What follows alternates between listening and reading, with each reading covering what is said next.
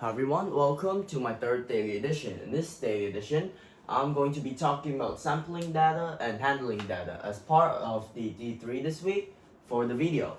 Alright, so I'll start with the sampling data part, which is going to be focusing on two things.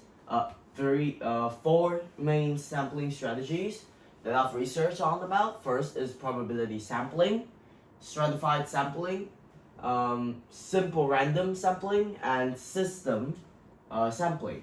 So there are three main parts in probability sampling, as I already said. Alright, let's start with simple random. Now, in simple random, it is basically probability.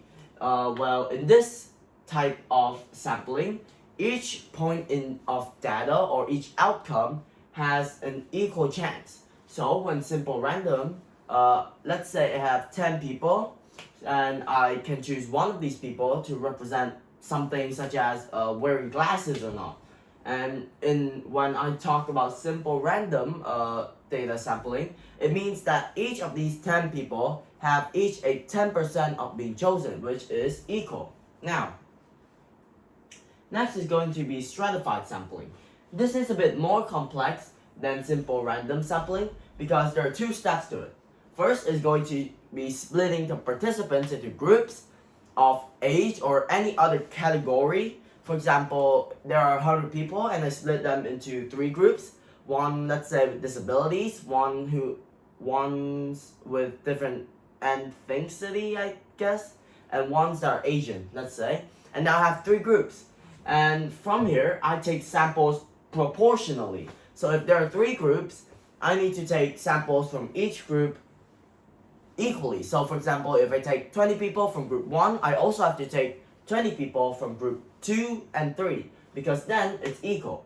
Now, next is going to be system sampling, which is, in my opinion, pretty simple, I guess. Now, in order to do system sampling, we basically take the nth data. For example, system sampling should tell us each 10th customer who walks in our store, for example.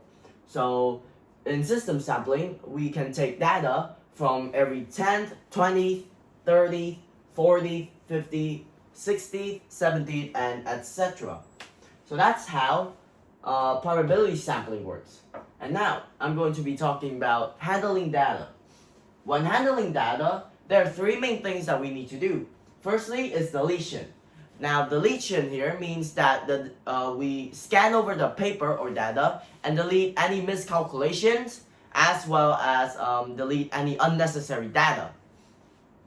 Next is going to be flagging, in which we flag down any extra or important information such as outliers, unusually low data points, and maybe something like how the data is distributed so that we can form conclusions.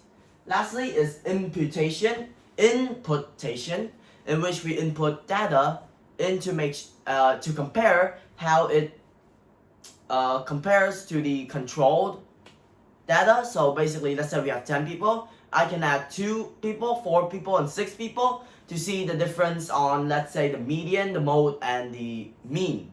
So those are the three main steps in handling data based on my research. Now, how do I apply this to my business, firstly? So in my business, which is Vortex, the way that I can apply these types of sampling data is mainly in the customer segment part. Now, in order to do this, firstly, I need to talk about how I can, let's say I do surveys, and based on these probability samplings, I can do the surveys, get information, and further improve my business. So, that sums up my D3 for this week, video form. Thanks for listening and have a great day.